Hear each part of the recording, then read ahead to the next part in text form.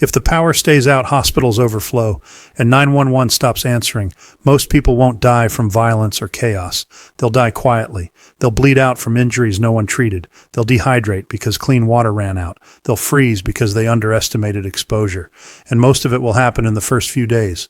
That's the reality nobody wants to talk about. In real system failures, survival isn't about toughness, weapons, or gear collections. It's about medical readiness, water, thermal control, and information, in that order. I'm Suburban Prepper. I've seen what happens when systems fail, both in uniform and in civilian medicine, and the outcome is always decided early. If you're new here, this channel is about staying alive when systems fail. Not gear hype, not fear, just reality. Today I'm breaking down my top 10 prepper gear items for 2026. Not what's popular, not what looks cool, but what actually keeps people alive when modern systems fail. Stay to the end because my number one item has saved more lives than almost anything else civilians can carry, and most people still don't own one. By the time this video ends, you'll understand why bleeding control beats firepower, water beats food, skills beat gear, and independence beats convenience. Let's start with the mistake almost everyone makes. Number 10, food. Food feels comforting. Food feels prepared.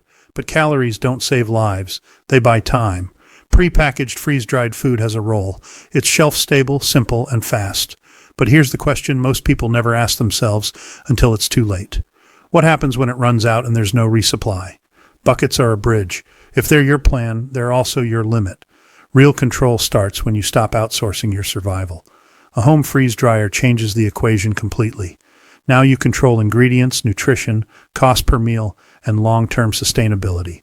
You can preserve meat, eggs, full cooked meals, leftovers, and garden harvests. You're not guessing what's inside. You're not relying on factories. This isn't food storage. This is food sovereignty. Buckets are insurance. Freeze drying is infrastructure. Kitchen. Food buckets buy time. A home freeze dryer gives you control, true food sovereignty that outlasts any crisis. Number 9, power. When the grid goes down, information disappears fast. No charging means no phone. No phone means no updates. No updates means you're reacting instead of deciding. A rugged solar power bank with at least 20,000 milliamp hours keeps phones, radios, and headlamps alive quietly and indefinitely. The next level is portable solar panels and battery stations. No fuel, no noise, no exhaust, no attention. In prolonged outages, the loudest house becomes the most interesting house. Quiet power keeps you invisible. When the grid fails, loud generators draw attention. Quiet solar power keeps you charging and keeps you invisible. Number 8, thermal control. Most people don't die dramatically. They get cold, wet, and exhausted, and then they stop functioning.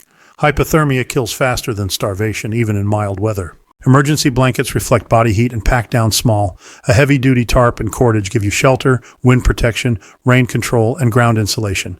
Exposure kills early, and it kills quietly. And hypothermia doesn't announce itself. It kills quietly in hours, even in mild cold. These simple items prevent that silent failure. Number 7, tools, gear breaks, things loosen, stuff fails. A real multi-tool isn't a gadget. It's leverage, cutting, prying, tightening, fixing. If you can't repair, improvise, or adapt, your gear becomes dead weight. Survival doesn't favor buyers, it favors problem solvers. If you're still watching, you're already ahead of most people, because most quit before they reach the gear that actually saves lives. Your IFAK gear breaks when you need it most. A quality multi-tool isn't a toy. It's the leverage that turns problems into solutions. Number 6, communications. When cell towers fail, information becomes oxygen. A handheld radio lets you hear weather changes, emergency traffic, and local activity long after phones go silent. Even listening gives you an advantage. You see problems coming instead of reacting to them. If you want to transmit, get your amateur radio license now, not during the emergency. The informed move early, the uninformed react late. When phones die, information becomes survival. Even listening on a radio gives you hours of advantage over everyone else. This provider among Number 5, trauma kits.